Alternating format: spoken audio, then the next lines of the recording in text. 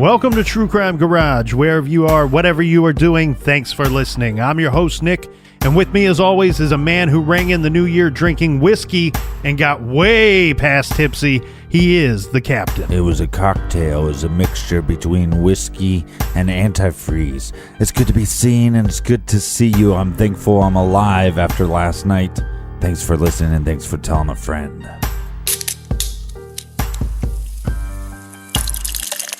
Today we are drinking Cast Iron Oatmeal Brown by the good people over at Hands Brewing Company. Garage Grade 3 3/4 bottle caps out of 5.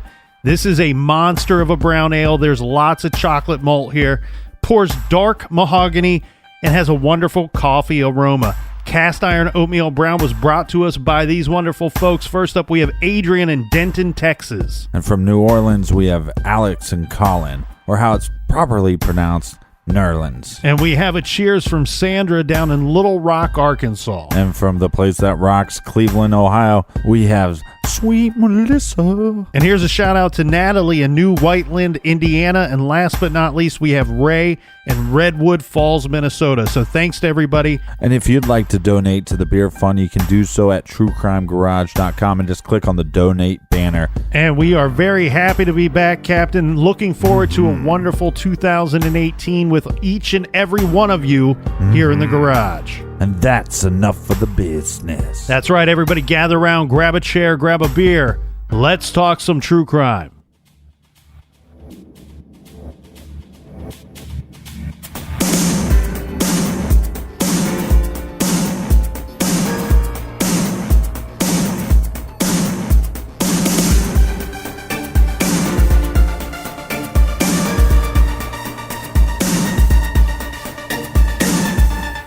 As kids, Edward and I were pretty close. He, of course, was a typical boy. We grew up with my father, so as you'd expect, I stayed pretty close to him. Anything he did, I did, no matter what it was. If he was 100 feet in a tree, I was too. He had no fear as a kid. As we got older, we kind of slowly started to drift apart and started our own paths in life. I moved 200 miles away, and he stayed close to our dad. He and my dad were very close, good friends. It wasn't too long until he moved up here with me to start a new life. Our relationship pretty much started back to where we were as kids. We stayed pretty close again, always talked to each other, and he often talked about his future. For him, he couldn't wait to start a family. He respected women as our father taught us. And as kids were drawn to him like no other. He loved kids, and kids would play with him all the time. Edward would have been an amazing father had he had a chance. The town that we moved to wasn't anything special. It had 2 sawmills, a factory. But no matter where Edward was, he made friends, all sorts of friends. See, Edward never judged anybody. He liked people based on what he knew about them, not what they looked like or not what they had or where they lived. Edward and I grew up poor ourselves and learned to respect everybody. Edward made all sorts of friends, the good ones for him, the ones that were good for him, and the ones that were potentially bad for him. One friend particularly was Deacon Zelch.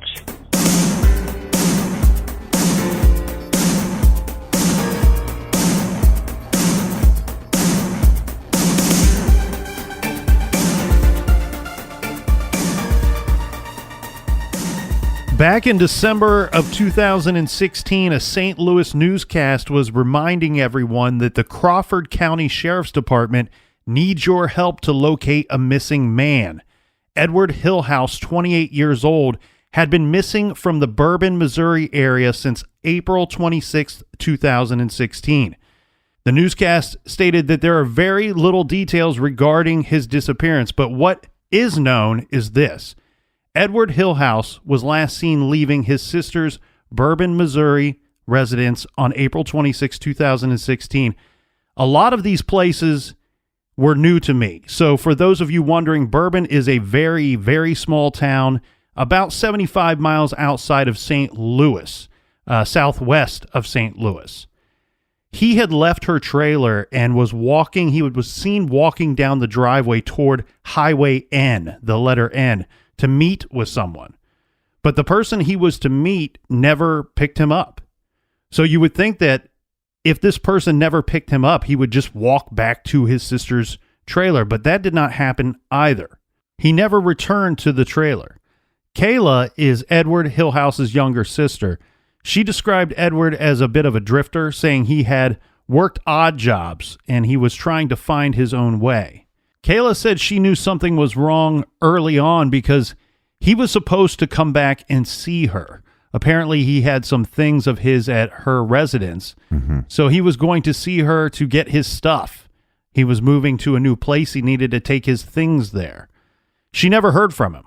Kayla said she knew something wasn't right because no matter what, he would always get a hold of her, good or bad. He wouldn't let her worry about him. So Kayla reported her older brother as missing.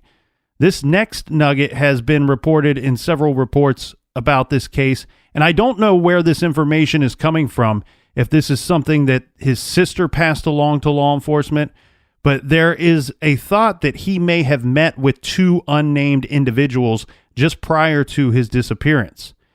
He has never been heard from since April 2016. Again, very few details are available in this case. The family has offered a $1,500 reward for information leading to the location of Edward Hillhouse. So before we go any further, let's take a look at the details of this disappearance, because sometimes they make these things pretty cryptic, and I think that's what we have here, because often you will see this when little is actually known about a disappearance. But I think we can take some of this information that they gave us and sort of read between the lines here to try to fill in some of the blanks, because there are two tidbits of information in there that are extremely important to the investigation into the whereabouts of Edward Hillhouse, although they don't really supply us with any information. The first thing we need to talk about here, Captain, is the statement that Edward was last seen walking down the driveway toward Highway N to meet with someone, but the person he was to meet never picked him up. I think the inference we can make here is that the police must know who this person is and probably have spoken to this person. Right. Even though they're not naming them in this quote-unquote disappearance announcement that they're making, trying to locate him. So the name of this person is not withheld because they don't know who this person is. They have probably spoken to them. They must believe the story of this person. Yeah, I was supposed to pick him up, but we never met up for one reason or another. Also, if this person hasn't already been cleared, well, then they are at the very least cooperating with the police, and police may believe this person has nothing to hide. Second, the thing here about Edward may have met with two unnamed individuals just prior to his disappearance. This appears to be something completely different than what we just discussed. This sounds like we have possibly two unnamed individuals that were either unknown to the Hillhouse family and police, or one or two individuals that are known but not cooperating with the investigation into this missing persons case. So I know it's really kind of stating the obvious here, but that's your lead. After you've cleared up the first bit of the person picking him up, and really it's just simply one of two things here, either identifying who those two people are that he may have met with, or know who they are and they are not cooperating, so it's time to turn up the heat on those fools, right? Here is some information on Edward Hillhouse, a little victim profile, if you will. At the time of his disappearance, he was 28 years old. Height and weight, he is 6'4" to 6'5" tall and about 160 pounds. He is a Caucasian male with brown hair and blue eyes. Some distinguishing marks: Edward has the following tattoos: a scroll on his chest. He has a tattoo of his last name, Hillhouse, across his upper back. and the number 13.5 on the outside of his left calf. He may have pierced ears and may have some facial hair. Edward Hillhouse was born Friday, February 12th, 1988 in Missouri to Timothy Hillhouse and Sherry Hillhouse. Edward's parents would eventually separate. His mother, Sherry, went on to marry Benny Compton of Forsyth, Missouri. Edward moved to Bourbon in 2011 to be closer to his sister. Edward was very close with his sister. Edward's sister, Kayla Hillhouse, was Edward's best friend, and he was good friends with her fiancé, Chase Tolliver. Prior to the disappearance, Edward Jr. Hillhouse was described as a resident of Caseville, Missouri. Might be Cassville, Missouri. I apologize. Which is a town of a little more than 3,200 people in Berry County, Missouri, which is in the southwestern portion of the state. Another very small town. Both of these extremely small towns, yes. Everyone who had the privilege of meeting Edward will tell you the same thing, that he was kind, loving, funny, and would do anything for anyone. He was known for his goofy smile, bright blue eyes. Edward had 3 true passions: fishing, arrowhead hunting, and working on cars. He grew up fishing with his family on Bull Shores Lake. There wasn't a time that he didn't catch something. So apparently he was very good at the fishing. His aunt, and his father shared a love for arrowheads, and altogether they had a great collection. As for cars, apparently Edward could fix anything. He loved a challenge when it came to working on somebody's vehicle. So a very troubling disappearance here, Captain. We have a person that is, well, he has places that he's scheduled to be. He doesn't see his sister. The thing that I have a problem with here is we have someone that is described as being very close to his family, especially his sister, and this guy's not heard from. Yeah. He's supposed to meet these people. I don't know who these people are, but he's supposed to meet these people, and then he's not heard from again. This is not, I don't think we're describing a person here that is somebody that is walking away from a life. I don't think we're describing somebody here that would have found themselves in a bad situation and not reached out to one of his parents or at the very least to his sister. But as the newscast states, there's very little details in this disappearance. The other troubling thing here is that we have these 3 individuals, possibly 3 individuals, one that he was scheduled to meet, maybe accept a ride from, 2 that he may have spoken with or had been with before he disappeared. That's even more troubling to me, that we don't have, it appears to me like the investigators may not have followed up on some of these leads, that they've not spoken to these people. There seems to be, to me, like there should be a longer timeline regarding his disappearance. Well, and with such a small town, you'd think everybody knows everybody, so it's harder to keep a secret. Now, Kayla would go on to marry her fiancé and take the last name of Tolliver. This would all take place after her brother and best friend had disappeared. The police in the investigation, according to Kayla Tolliver, Edward's sister and best friend, she had to stay on the case. She was looking for her brother, but she was also looking for answers. Kayla put up missing posters everywhere that she could. She pleaded for help while the police, she said, did almost nothing, in her opinion. She felt like from very early on in the case that she had been ignored. This is sad, because, okay, look, there are a lot of times when we just have upset and frustrated loved ones of missing persons or of a victim. And of course, here's why. It is, this may shock most of you. I know that I found this and the captain has found this. This was a surprise to me. We have spoken to a lot of people that have been family members of victims or family members of people that have gone missing.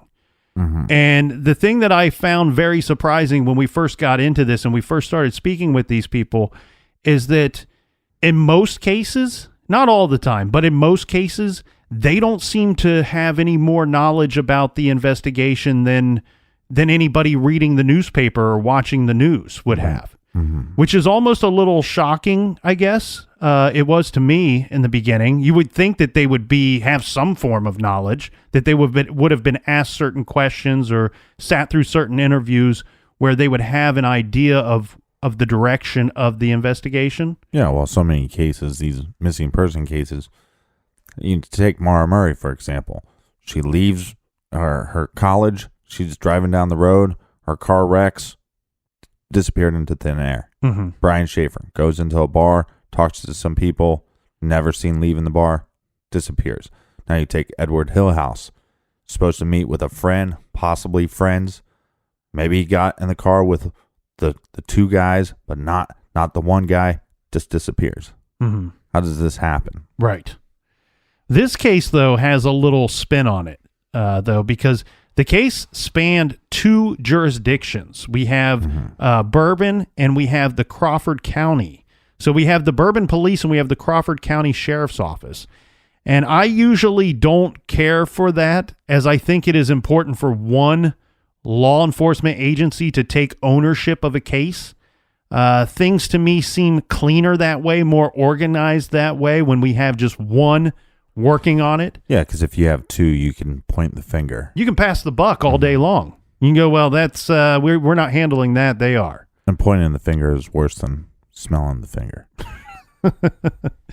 I know that I have the opinion of a local case here in Columbus, Ohio, where I think this could have totally changed the outcome of an investigation. And I think that's why I feel so strongly about this. We talked about the Tony Muncie murder that took place in the early 80s, where we have someone that was last seen in Columbus where he lived, and his body is found in Delaware County. Right. And the problem that we had with that investigation is we have Delaware County, who are kind of keystone cops, coming into Columbus and trying to investigate this murder case.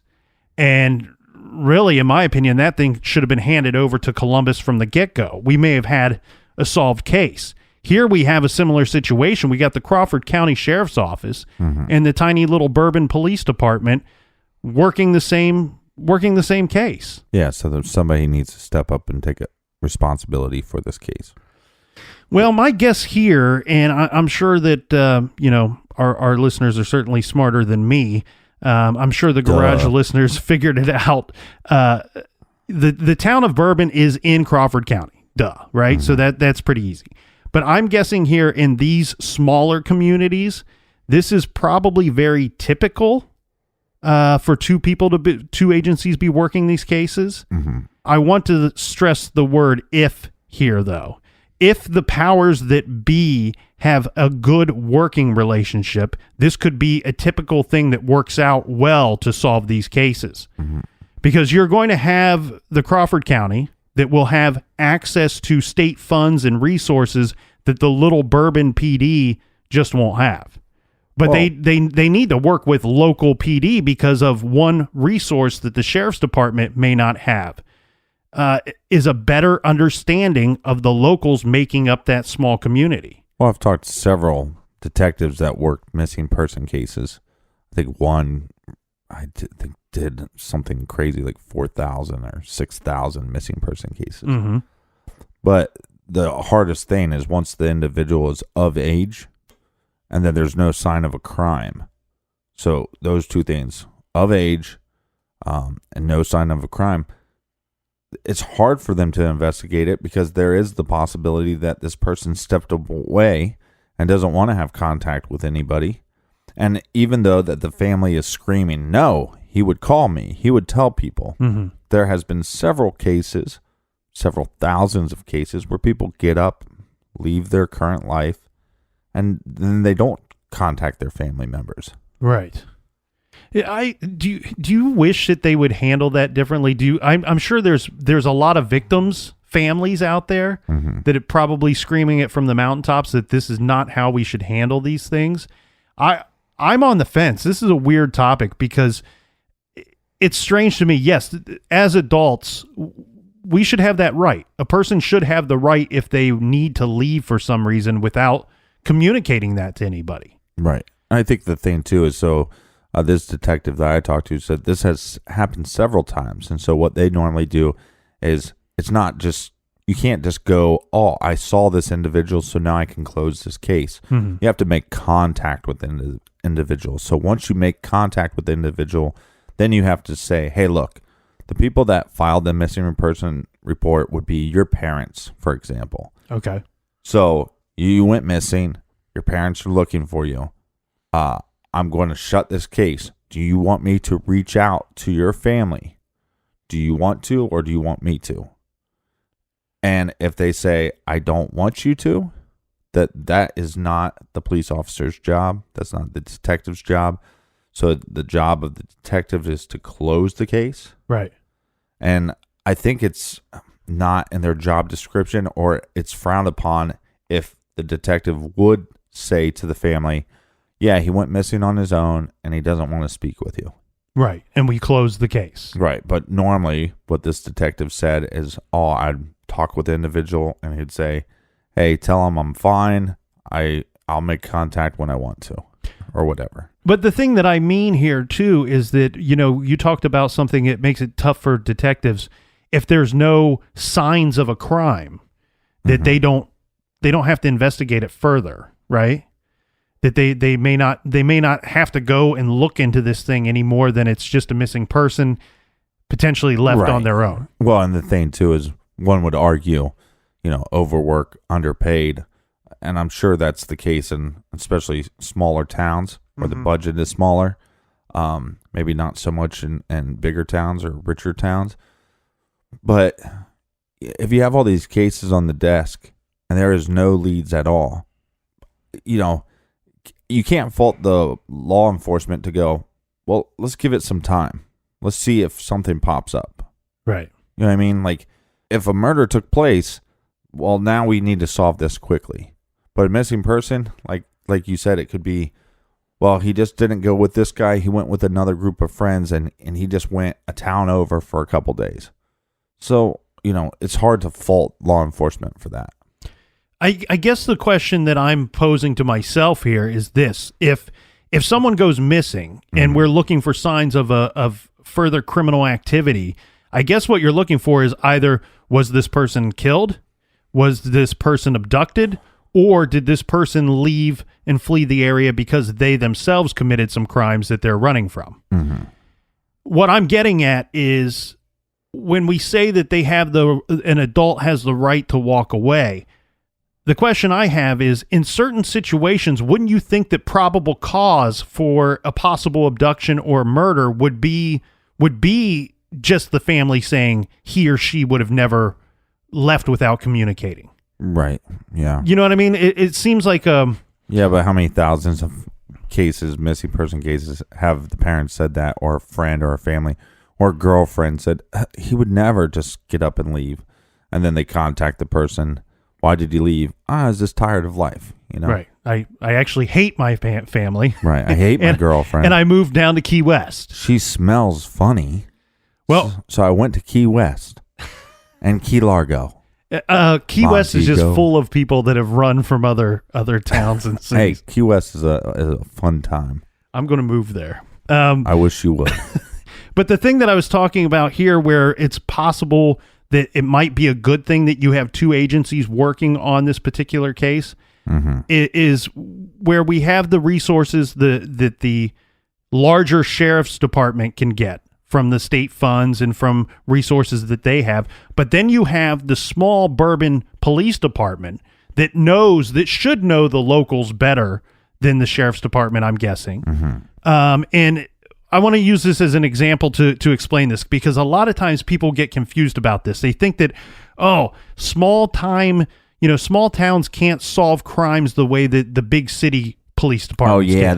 those local yokos, they Yeah. can't solve anything. So a lot of us city slickers have that thought. And I don't have that thought. I want to point this out to everybody, because sometimes in a smaller community, the police department, often in cases, they're solved at a higher rate, or at least a suspect is honed in on a little faster in these smaller communities, where you have a police department that understands the locals, because often they know the people by name and address, and more importantly, they know these people's past. Yeah.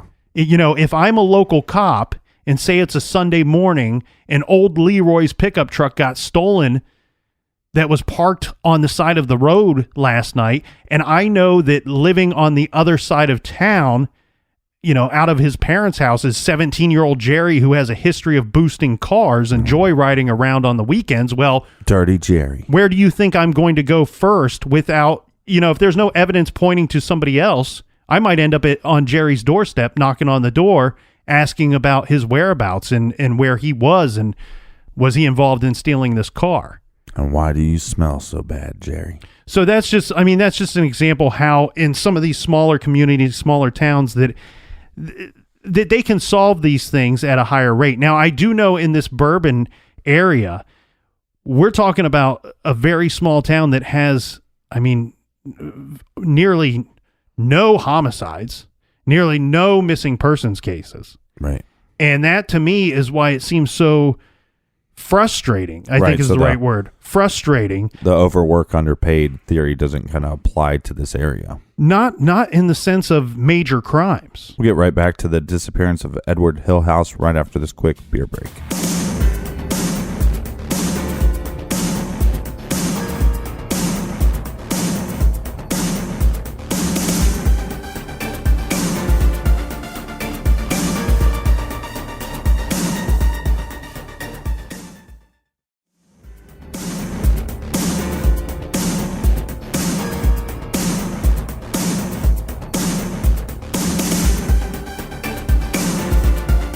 All right. Cheers, me mateys. Cheers. All right. We're discussing the case of Edward Hillhouse. He was missing, but his sister Kayla stayed in near constant contact with the two departments investigating the case. Mm-hmm. She was asking officers for updates, wanting to know whether anything had progressed in the case. Again, she felt ignored by both agencies. In this case, and I'm not sure that they were working very hard on this case, is what I'm guessing, and here's why. Kayla believes officers disregarded vital clues in her brother's case. For example, she told them early on of a person in town who seemed to have information that Edward was not just missing, but he was in fact dead. Right. Kayla told police about this person, and let's say, the rumor or rumors around this person, because here's the thing, like you pointed out earlier, I'm willing to bet that the police probably heard some rumors about this case. Mm-hmm. You know, with it being a small town, and I know rumors are rumors, but let's face it. Really? Let's face it. Mm-hmm. Rumors have solved cases. They have nabbed perps hundreds of thousands of times because of rumors. Yeah. But Kayla says that the police didn't speak with the witness that she told them about. Yeah, so this witness was hanging out at somebody's house, and this person actually didn't speak to Kayla personally, I don't believe. I believe it was one of those, in passing, I'm going to tell a friend about what happened. Mm-hmm. And he claims that he saw Edward Hillhouse dead on a couch. At a person's home. Right. Yeah. So police didn't speak with this witness. Law enforcement didn't follow up on this lead. Mm-hmm. I don't understand. I don't get it. You know, she presented this to them, and here's what they said. Investigators basically said, you know, this is all hearsay, saying that there's nothing that they could do. They couldn't just, round up people and make them talk to them. Right. They couldn't just round them up and make these people give them answers. No, you can't. But the thing is you have somebody saying, hey, I saw a dead body at this guy's house. So what you can do is get a search warrant and search that guy's property. Yeah, and I know that you can't make people give you answers, but at the very least you can speak with them. I mean, who's to say? According to Kayla, they didn't even speak to the witness that she had provided them. And how can you tell a victim's loved one, who themselves is a victim, right, if there in fact was a crime that took place? How could you tell that person, look, we can't make people speak to us. We can't make them tell us what they know when you didn't even bother to speak with them in the first place. Right, and we see law enforcement on the other side sometimes acting too vigilant. We're going to bring this guy in, and because he saw a dead body on a couch, we're going to pin the murders on him. Yeah. But you call the guy, you try to find out if this story is true or not, because how many times have you been at a party drinking and somebody tells you something crazy that you're like, that is definitely not the truth. Mm-hmm. So question these people. Get a search warrant. Well, here's the other thing, too. Aren't you kind of telling the perpetrator? Okay, let's say that Edward was in fact killed and he was lying in someone's home and somebody did something with that body, right? Because that's what she's stating that this witness may know. Right. So let's say that actually took place.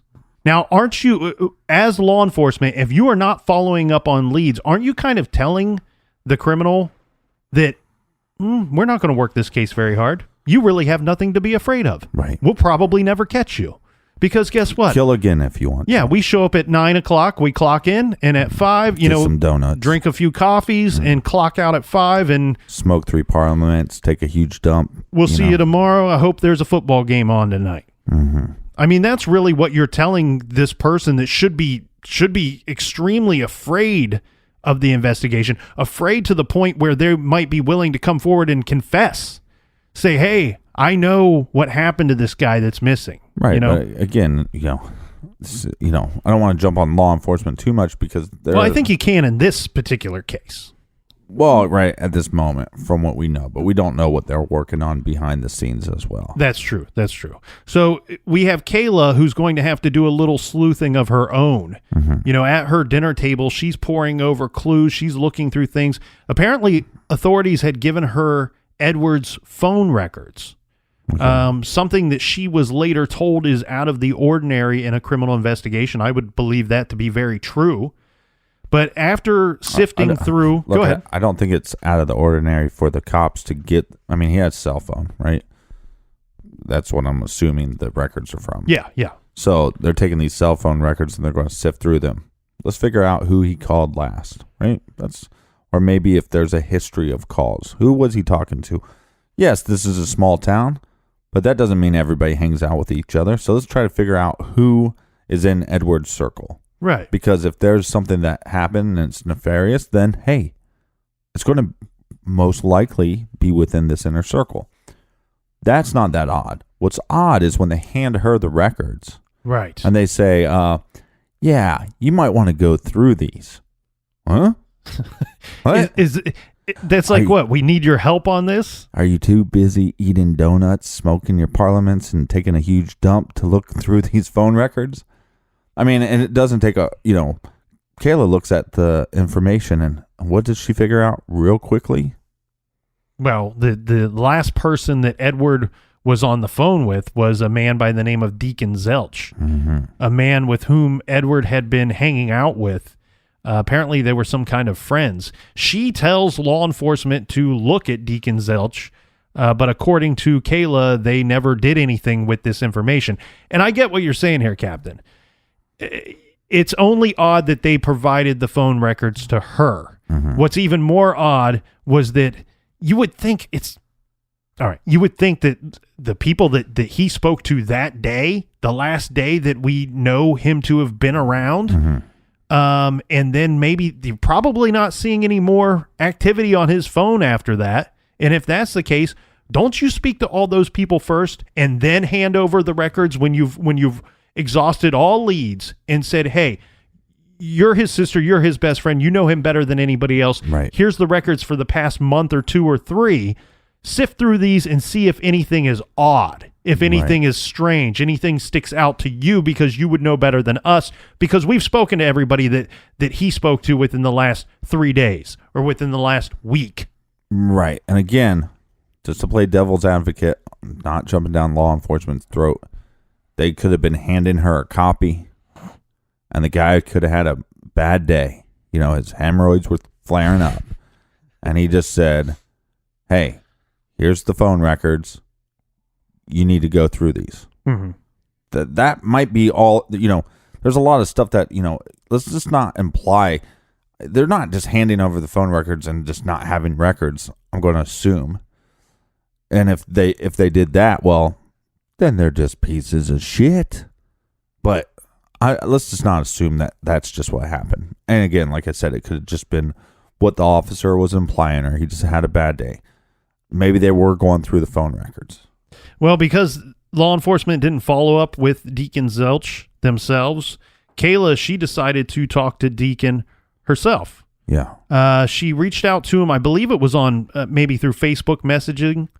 And a lot of times somebody will say text message, or they'll say, I emailed the person. But it's really that you messaged them through like a social media platform. Yeah, and actually, there's few reports about this case. Yeah. But the few that I've seen and read, each one states something different, that it was either text, email, or Facebook messaging. So I'm a little unclear, but regardless, she reached out to Deacon herself. Well, let's explain why, though, because cops found a lot of marijuana plants on his property. Yeah, and actually I have the report right here in front of me if you give me just a second. Marijuana.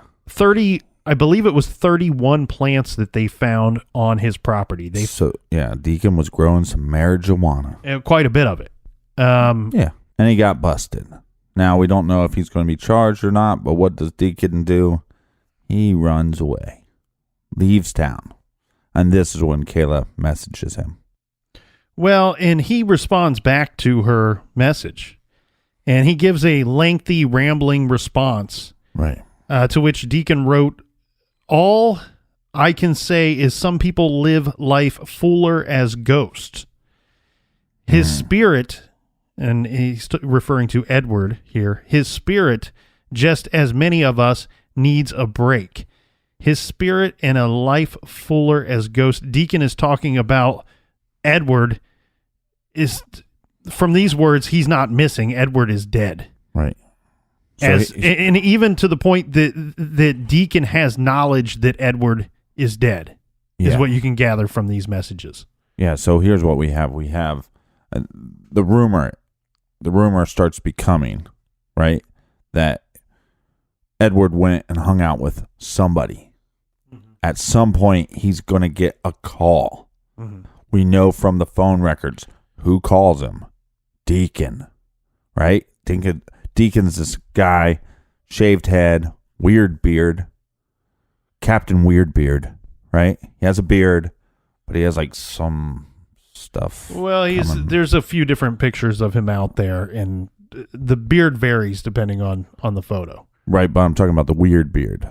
Yeah. It's like these long strands, almost like he has pigtails coming off of his beard or something. Yeah. Ugly guy. Hideous. But that normally happens. You got Edward, the 6'4" tall friend, hanging out with Deacon, the ugly friend with the weird beard. He kind of looks like a thumb, like a beat up thumb, a bruised thumb with a beard. So he gets a call from Deacon. At some point, then Deacon's going to pick him up. What happened then? What happened next? There's no rumors about that. Mm-hmm. But then this unknown source is going around town saying, I was at Deacon's house and I saw Edward on Deacon's couch, dead. Yes. And now Deacon is busted with his marijuana. He has now left the town, and Kayla contacts him and he starts talking about spirits and who knows what, and now we got to put this in context a little bit, because we could jump to the conclusion of, oh, well, he's talking all, his spirit and all this stuff. Deacon wanted to be known as kind of a hippie. So we got to put that in context. Well, so some clarification. This took place in August of 2016. This is when the investigators found 33 marijuana plants on Deacon Zelch's property. They located them on the east side behind two outbuildings that were located on the property. Yeah. They confiscated one and placed it into evidence against Deacon Zelch. They confiscated all the remaining plants and destroyed them. Now, what they did at the same time, though, is they sent in a cadaver dog from a volunteer unit to search for any signs of a corpse, but the cadaver dog did not hit on anything. Right. This is strange to me. So, well, at least at some point, law enforcement is doing work. Yeah, and this, but this is what the problem is here, Captain, is that we have a situation where we have the sister who has provided a witness or possible witnesses to law enforcement, and those people were not reached out to. They were not spoken to. And for whatever reason, they do decide to do the cadaver dog thing in August of 2016. But this is after some time here. He went missing in April of 2016. So quite some time has passed, and then not doing any work. Yeah. But then a few other changes have occurred as well. And in that time since Edward vanished without a trace, the Bourbon police chief and the Crawford County sheriff, well, they both retired. So convenient. So Kayla is hoping that this changing of the guard will put some fresh eyes on this case. The new police chief that came on board, this is Paul Satterfield, previously a detective in the Crawford County Sheriff's Office. He was already familiar with the case when he took over. Right. So Chief Satterfield felt the same as Kayla. He too wanted to put fresh eyes on this case because Satterfield felt that from early on in the initial investigation that Deacon Zelch was a good suspect. Yeah. That he was somebody that they should be looking at. And we have these rumors around town. Why aren't they talking to him? Right. And the new chief was also, he wasn't satisfied with with how little progress had taken place in Edward Hillhouse's case. So he hired a task force. He used the town of Bourbon's public funds to hire this task force. He broke away from the rest of Crawford County and hired a vice unit from Franklin County that had no ties to the area. Franklin County is just north of Crawford County, by the way. And when these new investigators came in, they started the investigation over from scratch, a clean slate. Right. And but what is one of the main reasons this is happening? It's because of Deacon's father. Yes, it's because of Deacon Zelch's father, Vernon Zelch. He had worked for the police department. Yeah. And they're going to use this informant. They're going to use this witness that you had spoke about that had said that they witnessed the lifeless body of Edward Hillhouse lying on a couch in Deacon Zelch's home. They're going to use that information. The other information that they received from this informant was that Deacon Zelch had actually admitted to them that he had killed Edward with a single shot to the head with a .22 caliber rifle. Right. So Vernon Zelch, he worked in law enforcement, but now he does a lot of stuff with like radio but he knows like everybody in this small town. Yeah, he's what I would refer to as a personality. You know what I mean? He's a personality amongst town and amongst the small town. Right. But even though you're the personality around town or a personality around town, if there's rumors that your son murdered somebody, you're going knocking on that door and you're investigating. But it seems like there was nothing happen until there was a changing of the guard. And I think that's the main reason why, the new sheriff in town or the new chief, right, said, hey, let's set up a task force because I have reason to believe that Vernon is snooping around and basically obstructing justice. Yeah. And the problem you're going to have here, Captain, is the little Bourbon Police Department that's inside of Crawford County, that's policed by the Sheriff's Department. Right. All those guys are going to be buddies. So it doesn't matter if you work for the police department or if you work for the Sheriff's Department. These guys know each other. These guys hang out in the same circles. They're going to, or they at least should, have one another's backs, right? But the thing to is, a certain degree. well, of course, to a certain degree, not to the point of crossing the line. Right. But this is crossing the line. If you're not interviewing people, you're not following If you're up leads. if you're looking the other way because you know someone, because you know the Zelch family, and you don't want to offend anybody, or you don't want to throw anybody under the bus, then yes, you're doing the wrong thing. You're not doing what you swore to do, which is protect the people of your jurisdiction. And that's why you have Chief Satterfield, the new chief, calling in this vice squad from Franklin County. Yeah, I like Satterfield. They have no ties. They may not even know anybody from Crawford County or from the Bourbon Police Department. So they're going to go in there and be able to look at this thing and not have any worries about it, not have any preconceived notions about anybody. Right. They're going to be able to actually go in there and do their jobs, do what these other officers and investigators should have done from the get-go. They're going to go in there. The situation we have, right, is that they're going to go in there and they're going to do their due diligence. Well, and we were able to speak with Edward's sister, Kayla, and that's who you heard earlier in the show, discussing her relationship with her brother and what type of person he was. And she also knew Deacon, Zelch, the person that she pointed out to investigators should be someone that they should talk to. And we get to hear Kayla describe Deacon Zelch and describe the relationship that her brother had with him. Edward's relationship with Deacon was very vague to me. Deacon was known into the community for not being very bright, never actually worked, couldn't keep a family. He had multiple kids, but never took care of them, or they'd have nothing to do with him as they got older.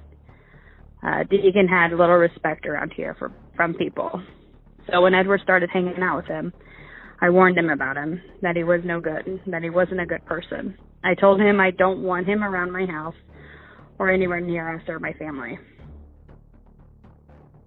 So a good description of this shady character, Deacon Zelch, who may be at the center of this missing persons case. Yeah. We have a 28-year-old young man missing, a family looking for him. Investigators early on don't seem to be working the case very hard. And then we have these rumors about town that seem to be pointing this case in the direction of we're no longer working a missing persons case. This could be a homicide investigation. We have Kayla, who's working hard on her own, her family working hard to point the investigators in that direction. The changing of the guard, the vice squad comes in, and very quickly we might see some movement on this, and we also might see the hints of a possible police cover-up.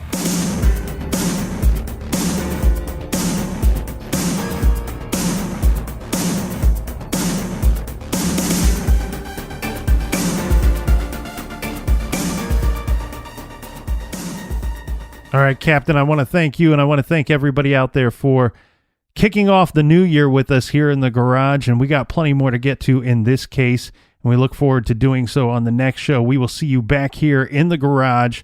Until then, be good, be kind, and don't litter.